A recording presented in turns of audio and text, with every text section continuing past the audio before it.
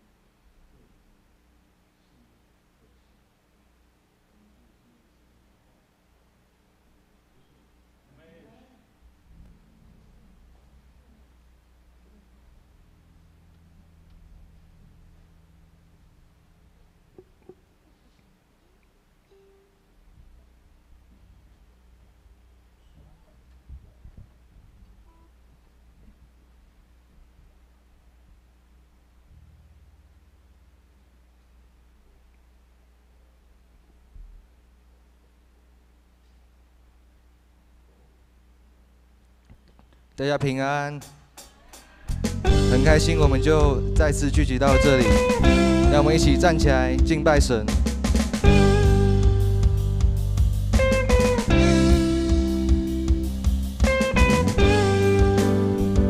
跟我一起拍手。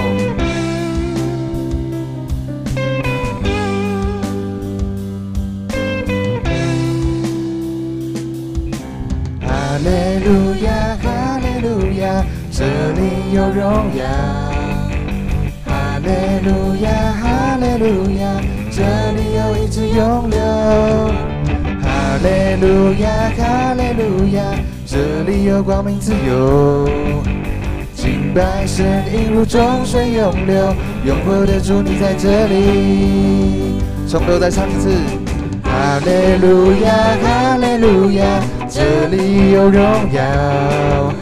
哈利路亚，哈利路亚，这里有一直永留。哈利路亚，哈利路亚，这里有光明自由。敬拜神映入众水涌流，永活的主你在这里。你是起初的，幕后的，昔在今在永在的主，全心敬拜你，大声欢呼。羔羊被高举，公义的日头如光照耀，万国赞叹你的荣美，显至公义主明亮神性，记载今在永在的君王。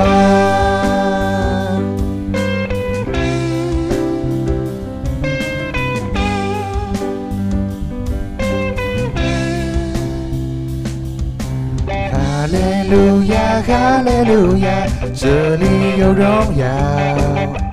哈利路亚，哈利路亚，这里有一直永留。哈利路亚，哈利路亚，这里有光明自由。敬拜神映入众水涌流，永活的主你在这里。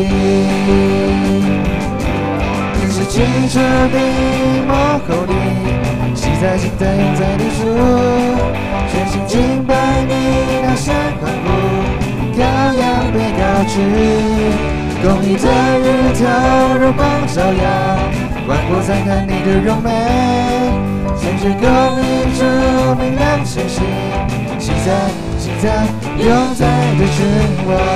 你是起初的，幕后的，你是起初的，幕后的，昔在今在永在的主，全心敬拜你，大声欢呼，羔羊被高举，公义的日头如光照耀，万国赞叹你的荣美，圣洁公义主明亮神性，昔在永在的君，昔在今在永在的君，昔在今在永在的君王。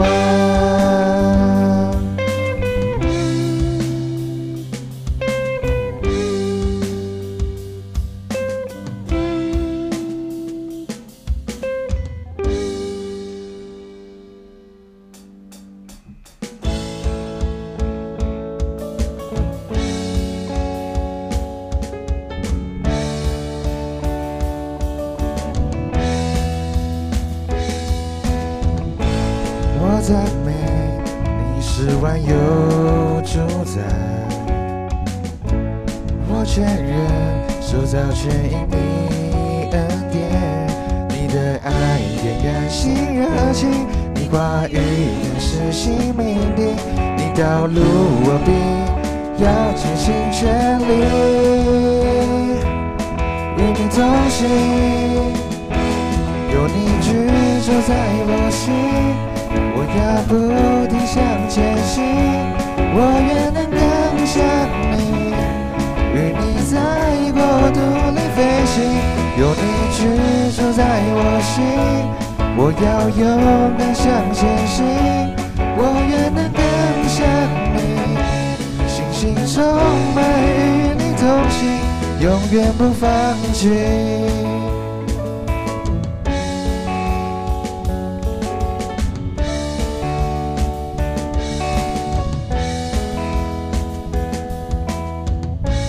我敬拜你是荣耀救主，我心灵终身全因你救赎，爱慕你顺行你旨意，高举你宣扬你公义，跟随你我必要尽心尽意，与你同行，有你居住在我心，我要不停向前行，我愿能更像你，与你在国度里飞行，有你居住在我心，我要勇敢向前行，我愿能更像你，信心充满与你同行，有你居住在我心，我要不停向前行，我愿能更像你，与你在国度里飞行，有你居住在我心，我要勇敢向前行，我愿能更像你，心情充满与你同行，永远不放弃。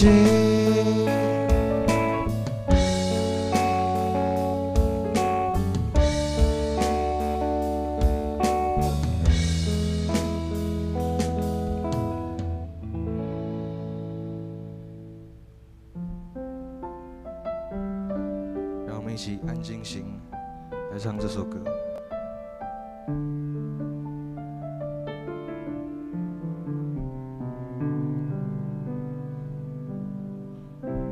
听见你温柔声音，挪去我所有恐惧，黑暗中你呼唤我走向你，敞开我心，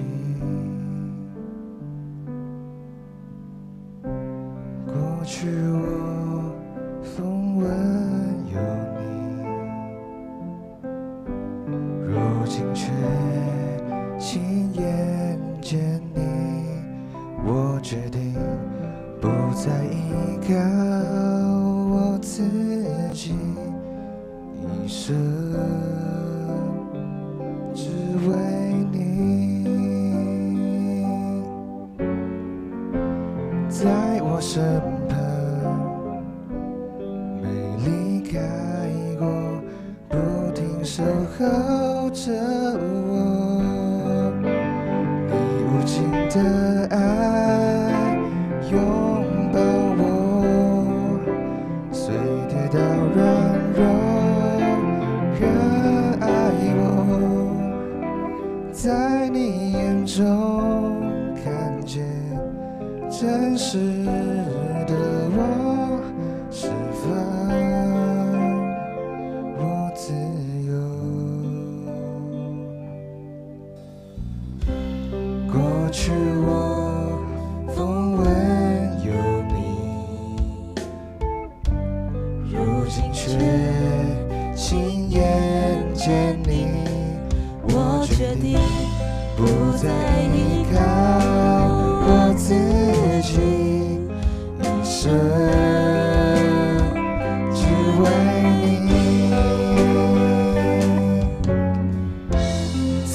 我身旁，没离开我，不停守候着我。你无尽的爱拥抱我，虽跌倒软弱，仍爱我，在你眼中看见真实的我，释放我自由，你牺牲的爱拯救我，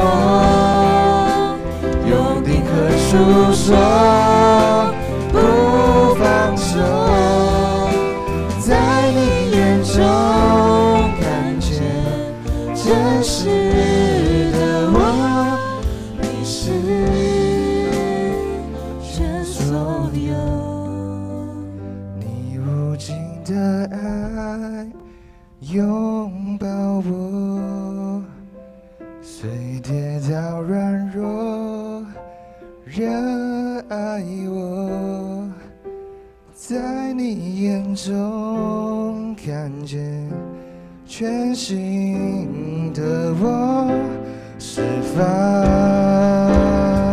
我自由，你牺牲的爱拯救我，用定格诉说，不放手，在你眼中看见全新的我，你是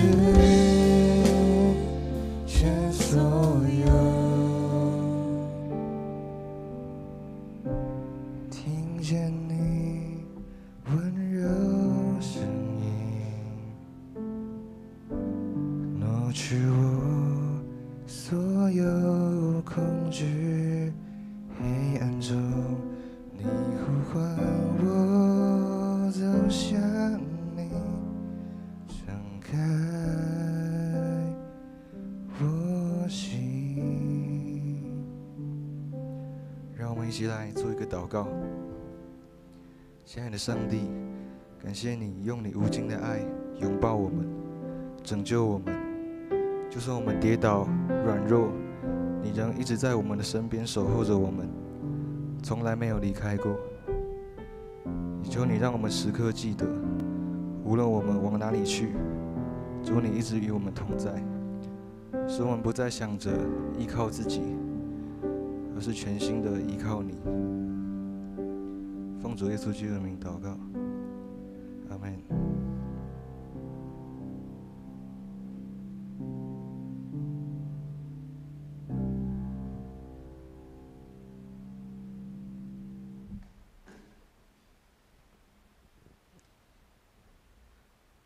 我们一起来攻读新的诫命。你要尽心、尽性、尽意爱主你的上帝，这是诫命中的第一，且是最大的。其次也相像，就是要爱人如己。这两条诫命是律法和先知一切道理的总纲。我赐给你们一条新命令，乃是叫你们彼此相爱。我怎样爱你们，你们也要怎样相爱。你们若有彼此相爱的心，众人因此就认出你们是我的门徒了。请坐，进行奉献。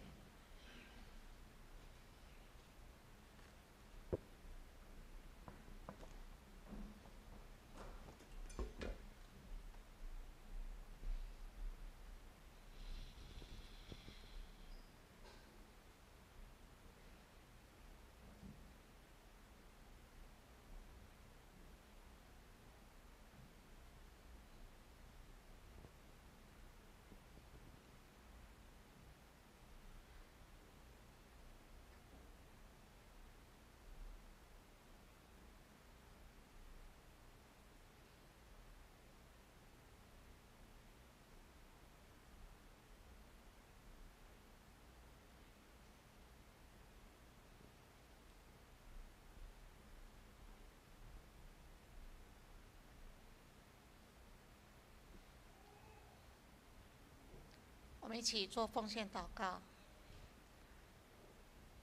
亲爱的阿爸父，感谢你赐下话语，成为我们的力量，让我们面对新的一年充满盼望。求信实的神按着你的应许，为我们降下丰收的恩雨，让我们先前流泪撒种的，如今可以欢呼收割。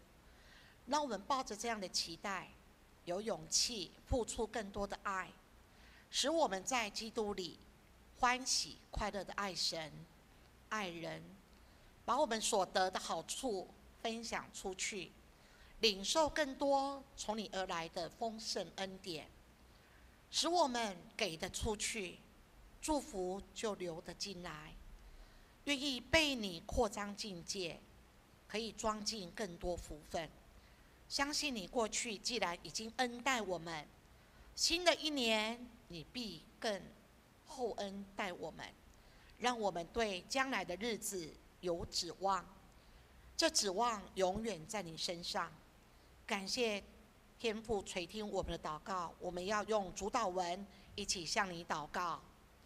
我们在天上的父，愿人都尊你的名为圣，愿你的国降临，愿你的旨意行在地上，如同行在天上。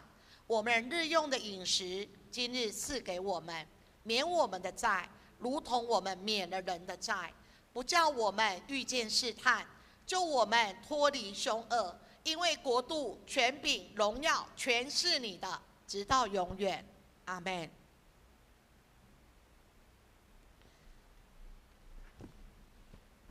报告，我们来看周报里面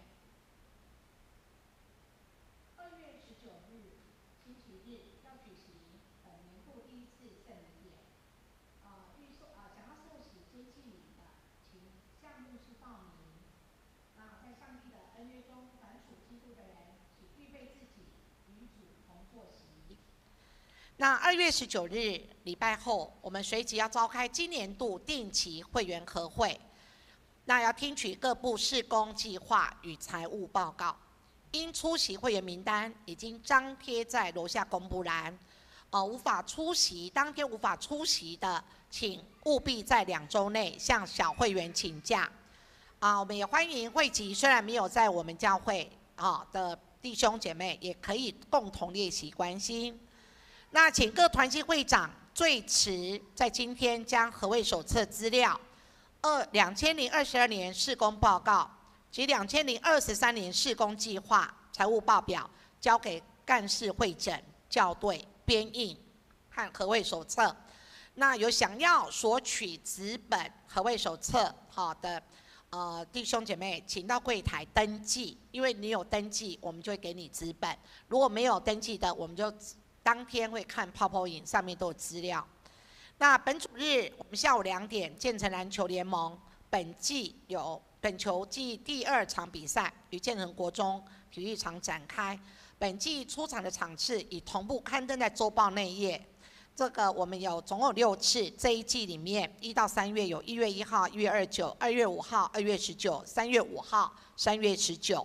那请大家可以预留时间前往观赛，那给球队同工及福音朋友加油打气。好，那再来我们来看上帝的话。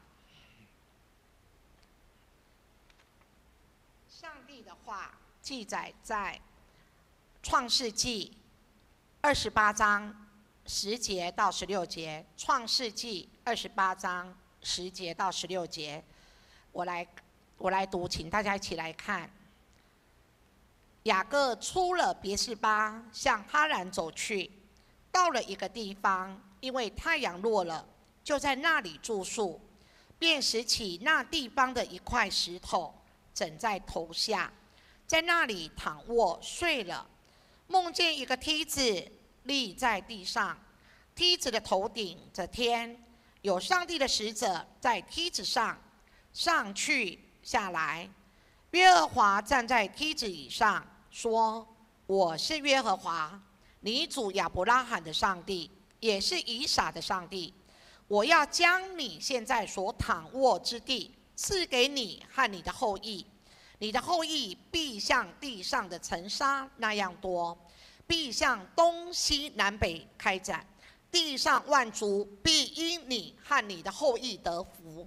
我也与你同在，你无论往哪里去，我必保佑你，领你归回这地，总不离弃你，直到我成全了向你所应许的。雅各睡醒了，说：耶和华真在这里，我竟不知道。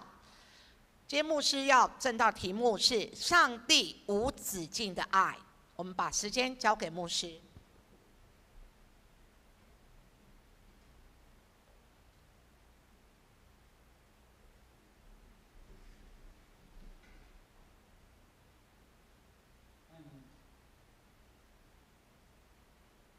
传统今天是元宵正月15，所以还是新年。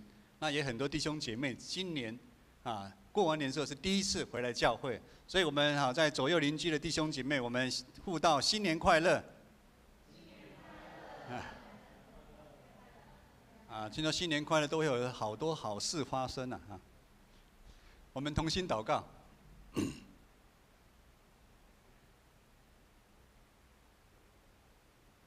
爱我们的父神，我们感谢你，愿你赐下安慰、医治、盼望在我们当中，特别来医治安慰我们当中心灵忧伤的弟兄姐妹，也愿你的话语亲自为我们来开一条新又新的道路，让我们能够靠主的恩典，靠主你怜悯的爱，让我们能够在这世界上也成为祝福他人的人。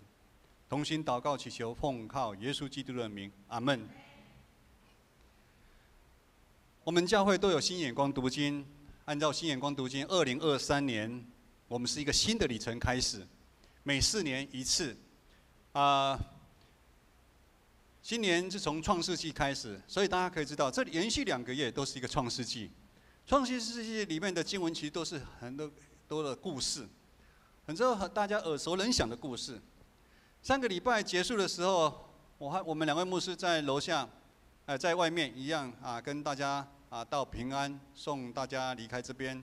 有位姐妹很开心对知梅牧师说：“牧师，你今天的讲道内容我听得懂哎，因为我现在每一天都有照灵修的进度，并且在做笔记。”其实我跟知梅牧师非常的感动。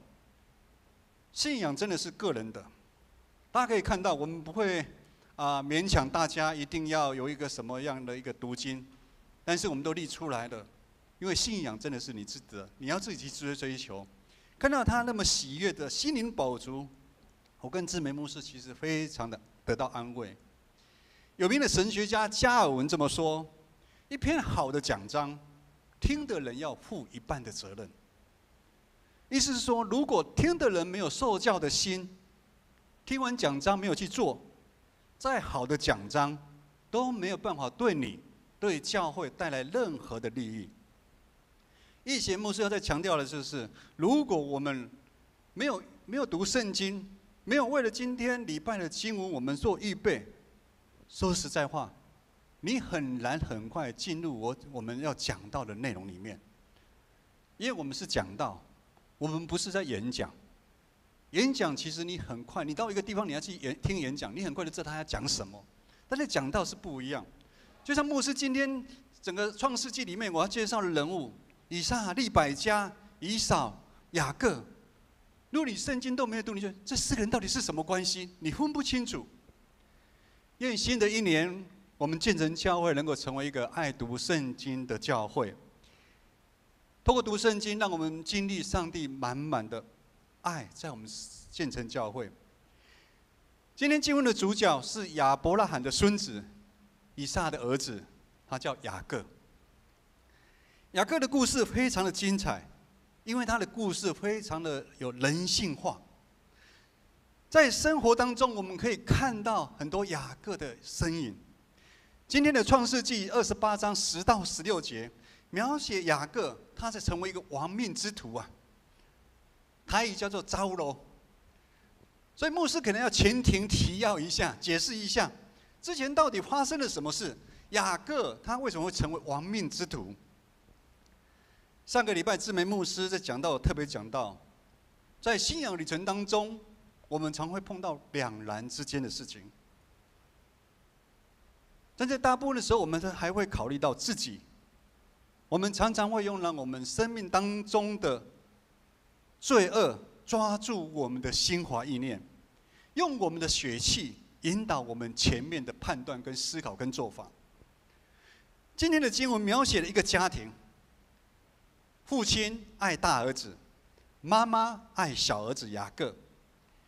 雅各在原文的意思叫抓，抓。他不愿意等待，在他在妈妈的协助底下，他用很多的计谋、诡计、诡诈，甚至他用他认为的小聪明来欺骗他的大哥，欺骗大哥长子的名分，甚至欺骗他父亲的祝福。父亲的祝福本来应该要是给长子的，但是他把他骗过来，骗了长子的名分，骗了祝福。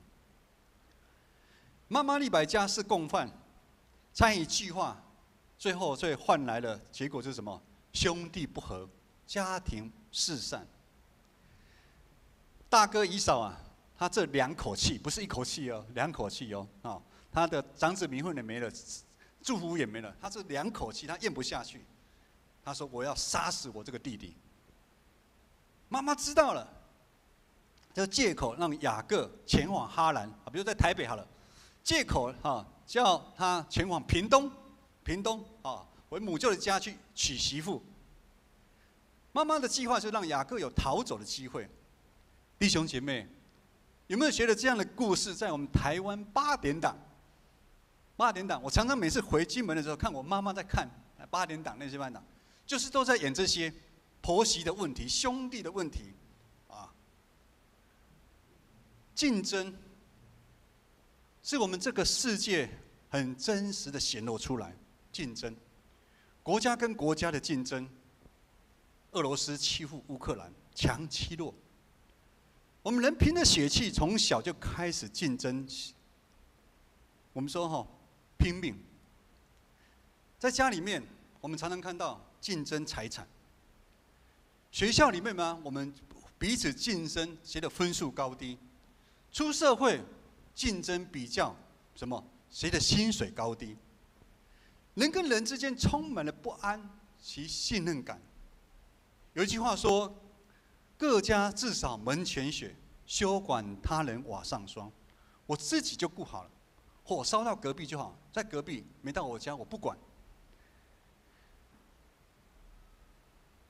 另外还有一句话叫“人不为己，天诛地灭”。过年期间，我们看到很多的宫、很多的庙、很多的地方、很多的宗教行为，拜拜、算命这么多。但是牧师猜因为我以前也在里面大部分还是为了自己着想，为了自己人的升官发财、考到好的大学等等。人照上帝的形象受创造，照讲人可以活出一条精彩的路，并且每一个人出生的背景这么不一样。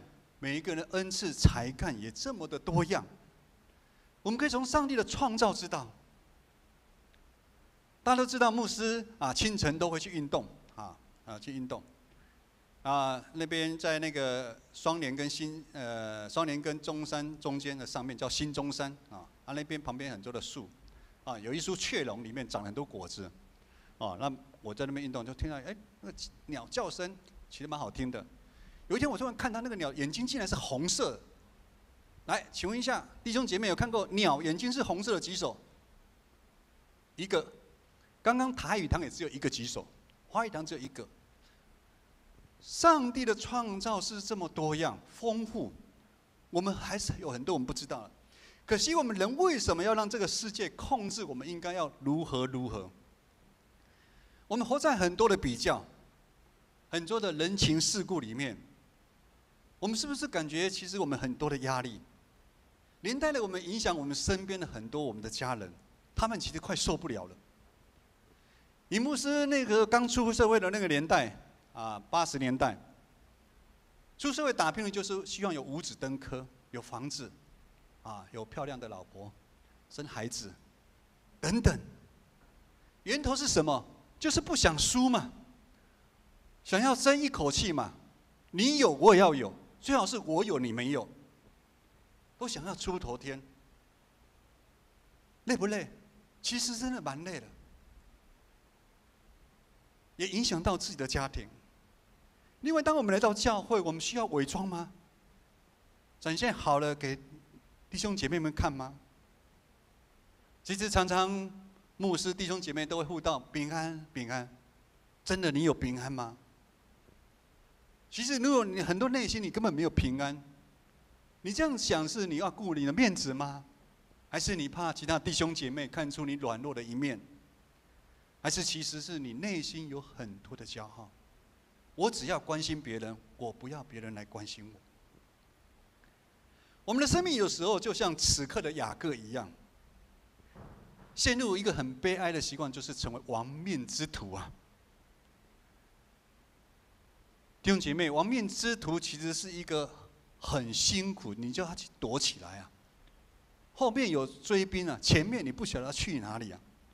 雅各他聪明反被聪明误啊！雅各此时的状况，就好像当初那些受掳到外邦的以色列百姓，他们失去了国家，失去了他们永久居住的土地。他们心里会讲：难道没有什么方法可以让我们再重新回到那个故乡吗？或者到底是有什么样的一个关键，可以让我的心灵可以重享那个安稳？今天的经文从创世纪28章第10节开始，是雅各生命的一个转捩点。我们再来看一下今天的经文啊 ，PPT 看一下，我们牧师来读第10节到第13节。雅各离开别是巴往哈兰去，到了一个地方，因为已经日落，就在那里过夜。他拿起那地方的一块石头当作枕头，就躺在那里。他开始做梦，看一个梯子立在地上，梯子的顶端直升到天。看上帝的使者在梯子上上去下来。13节这么说，13节是一个很关键的一节。看耶和华站在梯子的上面说：“我是耶和华，你祖父亚伯拉罕的上帝，以撒的上帝。你现在躺卧之地，我要将它赐给你和你的后裔。”在很快的时间当中，雅各领受父亲以撒的祝福，马上带着行李，就赶快往哈兰逃去。从别是巴，就是迦南地方，到哈兰，有将近600公里。我常常说我们教会出了一个很大的孝子，叫做钟长老一个月跑好几趟，从台北到屏东的满洲，他开车也要好几个小时。台北到屏东的满洲大概有300多公里，有600，来回吧。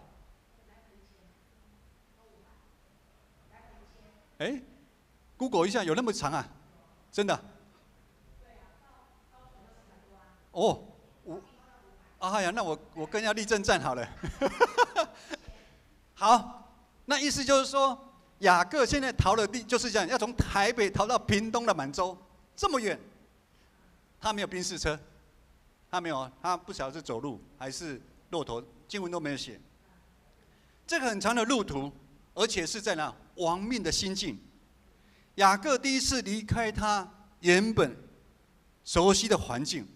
我们知道雅各是一个很软弱的人他不是像他哥哥会打猎所以他带着很沉重、惊慌、孤单的心情在赶路。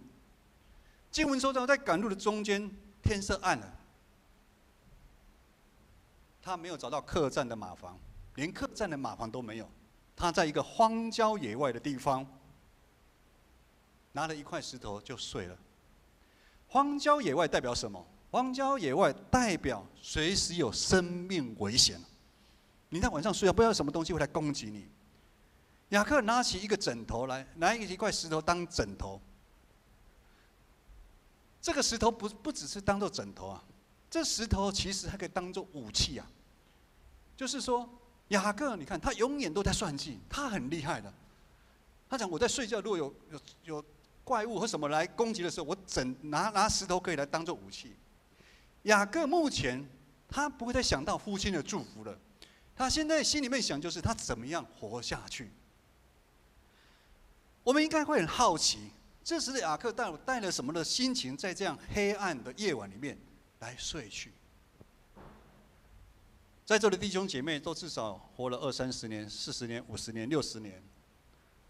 我想，当你遭受很大的困难、患难的时候，有没有听过人担心到隔一天，担心到头发都变白了？有，我身边曾经碰过。我们也就知道，当在一个很两难之间的事情在困扰你的时候，就好像一个石头在你心里面的时候，那个都很沉重的东西压着你的时候，其实你会睡不着觉了。雅各就是在这样的一个心情里面睡去，但是就是在这样让人想不到的时刻，全能的上帝却主动透过梦境来跟他显现。上帝透过梦来跟他说话：“我是你爷爷，我是你父亲的上帝。”对待白天的时候，凡事都想要掌握命运、算很清楚的雅各来说，他只有在做梦的时候，他没办法控制，没办法控制上帝进入他的梦，来对他说话。对一个亡命之徒来讲，对一个在社会上被社群放逐的人来讲，对一个脱离所有传统的价值和社会保证的人来讲，我们说很多的孤儿寡母，或者是在社会上被人看不起的人，上帝竟然在这个时候对这样的人来显现，这样让我们感觉很好奇，违反我们人性。我们都喜欢跟干净的，喜欢跟漂亮的，喜欢跟好人在一起。我们很震惊，到底发生了什么事情？这样的事情就好像一个神迹出现，上帝竟然会跟这个奸诈的亡命之徒的他的一生连在一起。继续，上帝又讲话，上帝的话带给雅各很极大的安慰跟盼望。第14节说：“你的后裔必像地上的尘沙，必向东西南北开展，地上的万族必因你和你的后裔得福啊。”第15节接着又说：“看啊，我必与你同在，你要去哪里，我必保佑你，我会领你回来，我不会离弃你，直到我实现我对你讲的话。”有一句话这么说：“人的尽头就是上帝的起头啊！”很多人在点头。当上帝对雅各说：“我必与你同在”，上帝的同在，以马内利，这是一个应许啊！这是一个应许，意思是说，上帝跟雅各说：“不管你去，他要逃到哈兰去，不管怎么流到，你去，你回来，我保护你，而且我不会舍弃你。”这样的话，听在雅各的内心里面是会有什么一个感觉呢？会产生非常大的冲击啊！雅各对到这种话，他很冲击。雅各想听的是什么？上帝啊，你应该先指责我才对啊！我骗了我大哥，我骗了我爸爸的祝福，骗了大哥的用了红豆汤，骗了他长子的名分，你怎么都没有数算我做错事情，而不是你说我不管去哪里，你都与我同在。上帝真是怜悯人的上帝。上帝的介入完全打破雅各对世界原本他的认识，凡事都需要靠血气、计谋以及能力来打拼啊！就像他之前骗他的大哥，他对他父亲做的事一样。人讲日有所思，夜有所梦。雅各清醒的时候，他的世界是充满了惊慌、害怕。其实跟我们现在世界很雷同，在很多的地方都要去算计。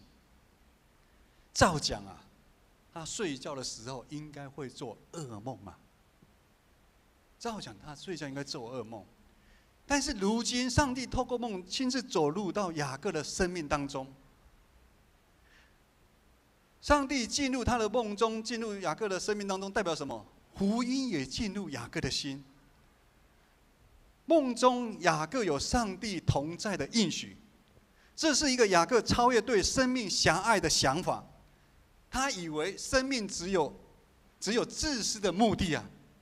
我想得到长子的名分，这个很自私的目的；我想得到父亲的祝福，这个很自私的一个目的。这是上帝第一次对他的显现，也是雅各这一生第一次跟上帝的相遇。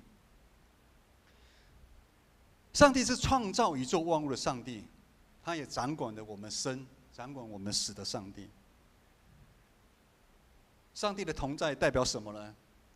牧师在写讲章的时候想到一个叫做免死金牌啊，我们以前常常看很多的剧，刀下留人。拿个金牌，然后就不能再使那个。有一句话说：“靠山山倒。”我们常常像我毕业了，我到一个大公司我以后一定安稳的我靠这个公司。靠山山倒，靠人人倒，自己其实有时候也自己很不可靠。但是如今上帝愿意陪伴跟雅各同生同死而且在这危险的时刻，上帝跟他站在一起。雅各的人生开始改变，他的人生本来是充满了危机，我们说在谷底里面，如今变为转机，爬到山顶。因为什么？因为上帝给他的应许说要保护他，上帝保证他，你去没关系，我一定会带你回来，而且不会舍弃你。接续了今天最后一章一节16节，雅各睡醒了说：“耶和华真的在这里，我竟然不知道。”上帝竟然跟他同在，雅各非常的惊慌。这节是雅各对上帝同在应许的回应也是雅各信靠上帝的第一步。上帝无止境的爱，让雅各的一生被改变了。本来限制雅各的那个框框被打破了，让雅各看到另外一条新的出路。雅各的生命突然有意义起来了。我们知道后来雅各他的名字从雅各变成什么？以色列。原来得到祝福是要去成为祝福别人的人。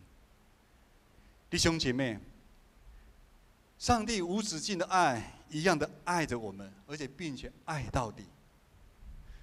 上帝的爱是无条件的爱，牧师不晓得你有没有经历过。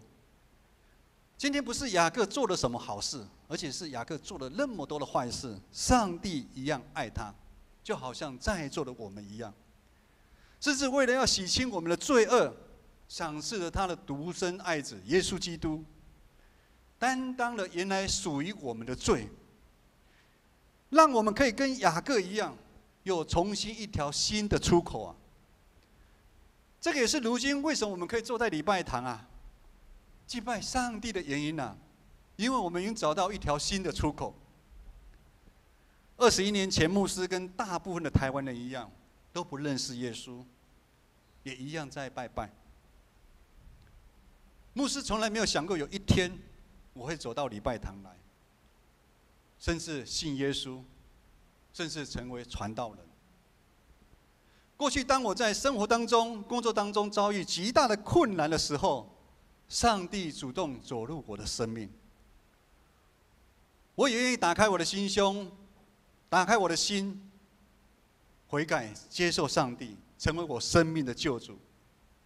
经历了跟在座所有的弟兄姐妹们一样，得到上帝那个恩典因为上帝无限的恩典、无限的爱，让我们都可以像雅各一样，什么？出黑暗，进入光明可是，如果我们已经领受上帝这么大的祝福，我们是不是也应该要努力打拼，成为那个祝福的出口不管我们现在的生命是如何，是好，可能你在职场上面非常的好，你有一个很好的一个家庭，或者是你现在陷入一个苦难当中，亲人过世，或者很多两人之间的事情困扰着你。不管你现在是很欢喜的，或者是很艰难，这个两难之间的事情常常会在我们生命当中出现，而且会不断的出现，而需要我们做决定。而每一次我们的决定，都是上帝再一次对我们信仰的一个操练。当上帝呼召临到我们的时候，可能要呼召你来担任教会某一些职分、团契、会长、干部、同工的时候，刚牧师很感动，有一对母子一起服侍，看到金会长老在这边施会，然后看到利安然后说的奉献，这是一个很美的一个画面，母子一起服侍。或者在你在工作上面，上帝让你有得获财的能力，上帝要你感动你，要你奉献，甚至要你分享陪伴弟兄姐妹。弟兄姐妹都知道，牧师礼拜五的时候都会打电话给一些没有来教会、无法来教会的弟兄姐妹，甚至有特别需要关心的。我们有一个眼睛看不见的一个秀英姐，你想说眼睛看不到能做什么？他能做的事情可多了。他跟牧师说，他每次都跟牧师报告，他要打给哪一些长辈，哪一些长辈跟他抱怨什么，跟他怎么样，然后他安慰他。他领受上帝极大的祝福，他也成为祝福的人，他去分享，他去陪伴。我们都知道，被呼召做一些事情需要很多的时间，很多的心力。当呼召临到的时候，我们是不是会想到，这样的服事会不会影响到我的生计啊？我这个时间去哪里不是很好吗？我可能是不是应该拒绝？或者是为了上帝国的需要，我们委身来做下去？就好像牧师10年前，上帝呼召我在职场上面，让我成为全职的传道人。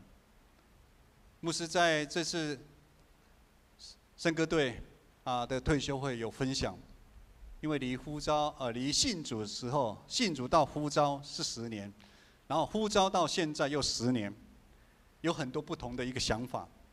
按照人的想法，我可以拒绝，因为那时候牧师的股东也说：“你他个派去，怎么算？就像什么算你都划不来，怎么算你都划不来。”而且牧师本身也有很多的梦想想要去实现，在社会上的梦想。但是上帝给我们无止境的爱，超越世上的财宝跟价值啊！我想每个人对上帝走入你生命当中那个爱的感受都不一样，但是我觉得上帝的爱超越我的梦想，超越我想要追求的那些东西。所以我愿意回应上帝的呼召，给上帝来使用，成为宣扬主福音的出口。上帝的呼召，上帝绝对负责。虽然在那个时候是一个很两难之间，牧师不是某一个财团或哪里退休的领了一笔终身俸或者家里有什么祖产。在10年前呼召的时候，我昨天生日的那个28岁的女儿她那时候还在读大学，2个儿子读大学，小的在读小学。在两难之间，我们做了这样的一个决定。上帝的呼召，上帝自己负责，上帝也没有让我们活不下去。反而，我最近常常在跟志梅牧师在聊天。如果我们当初没有呼召是怎么样？如果我们原来那个房子没有卖掉，现在房贷都付完了，我们是怎么样？其实我们都很感谢主呼召我们，因为我们在属灵的眼界，我们看到更不一样的东西，我们也可以更多成为弟兄姐妹祝福的一个出口。新的一年，让我们勇敢回应上帝对建成教会、对我们每一个弟兄姐妹的呼召。牧师不知道上帝对你的呼召是什么，是让你呼召让跟着新眼光的读经这样读，还是要你当招待啊，或者是怎么样去陪伴、去关心一个人？礼拜五，牧师也传了一封简讯给小红姐啊，因为我觉得她最近真的太忙，已经好一阵子没有来教会了。我就照了感动，我传了几句话给她。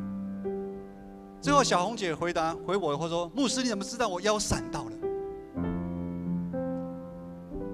早上我跟她说：“牧师哪会知道你腰闪到啊？我根本不知道。”她说：“牧师，那时候你传简讯给我的时候，是我躺在床上好痛苦、好痛苦的时候，看到你的简讯，安慰了他的心。”弟兄姐妹，我们的一封带的讯息，我们一封的电话，我们一封的问候，这个都是上帝的呼召。这样的一个举动，可以成为弟兄姐妹祝福的一个出口。我们不要担心，我们不要害怕，因为上帝说：“我与你同在啊！”同在就是最大的保证啊，最大的保证。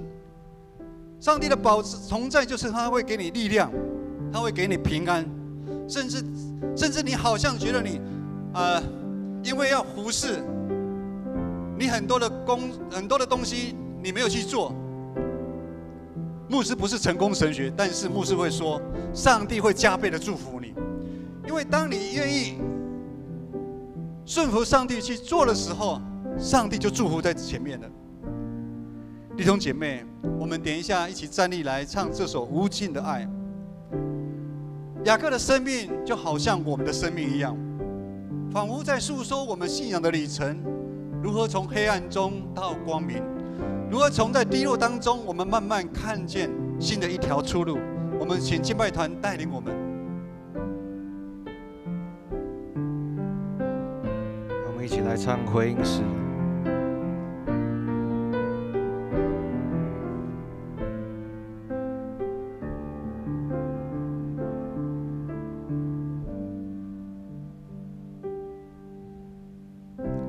听见你温柔声音，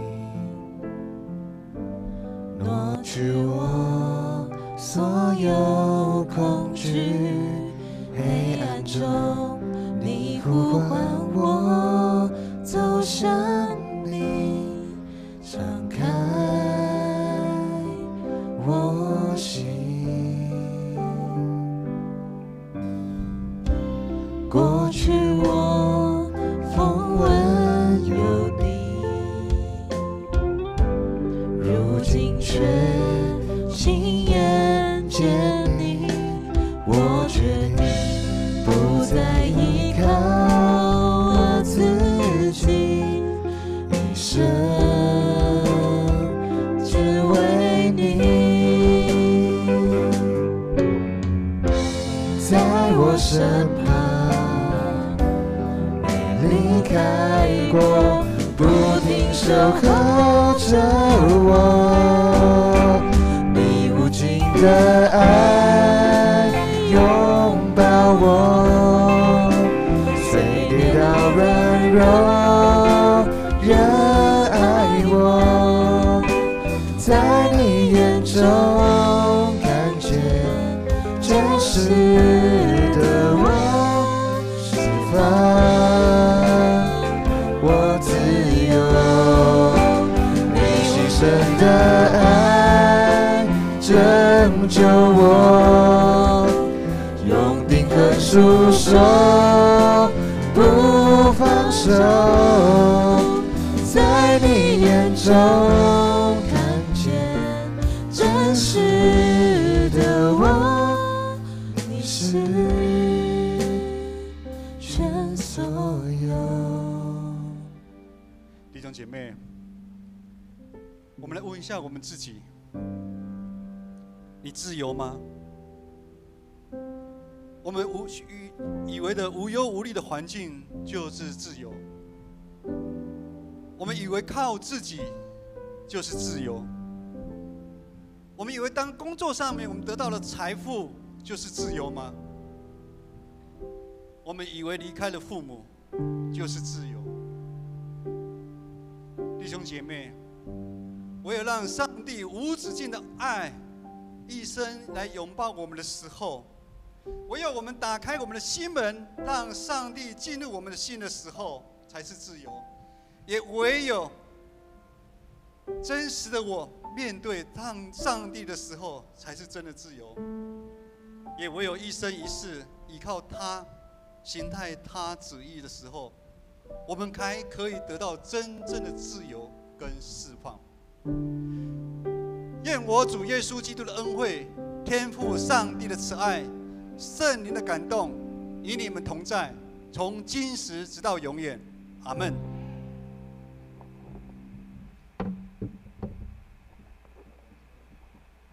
让我来唱最后一首歌，唔免惊。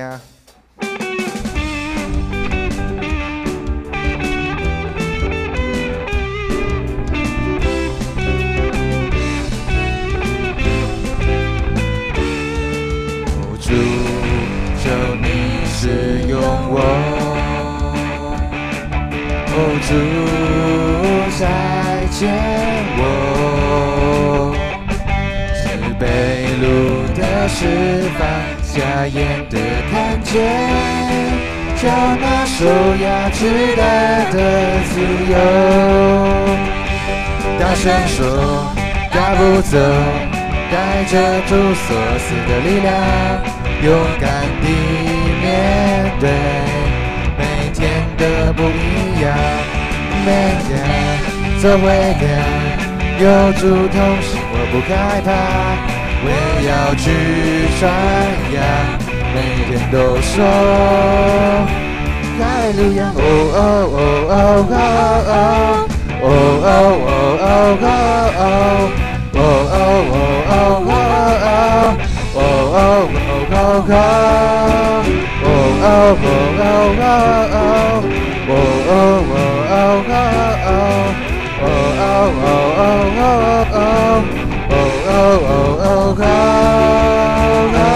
大声说，大步走，带着主所赐的力量，勇敢地面对每天的不一样。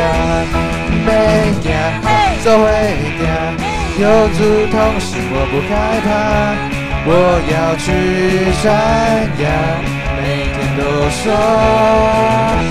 哈利路亚，哈利路亚，哈利路亚，哈利路亚，哈利路亚。